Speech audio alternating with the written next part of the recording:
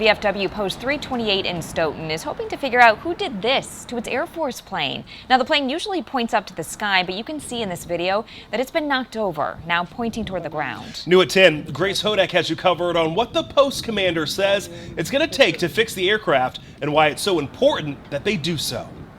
Kind of made me want to cry.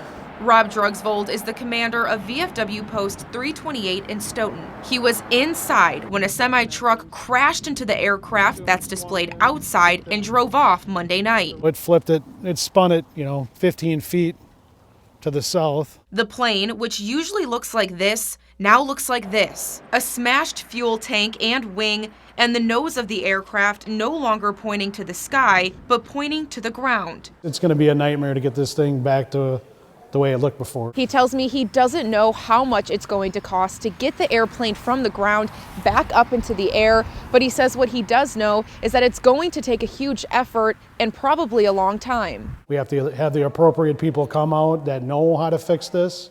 You have to find the part. When I talked to the Air Force Society today, there's no parts sitting on the shelf waiting just to go on what we have sitting here, so unfortunately it's not going to be an easy project. Drugsvold says they're going to have to find a way to make sure something like this never happens again. It's owned by the Air Force, it's leased to us.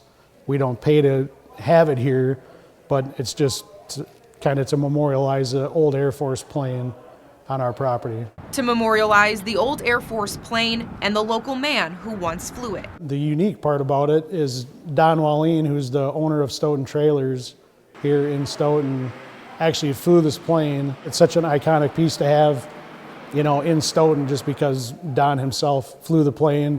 Don's name is on the plane, right next to the window of the fuselage. So it's important. Reporting in Stoughton, I'm Grace Hodak. The Stoughton Police Department is working to identify the driver of the vehicle, which the commander tells us has a Tennessee license plate.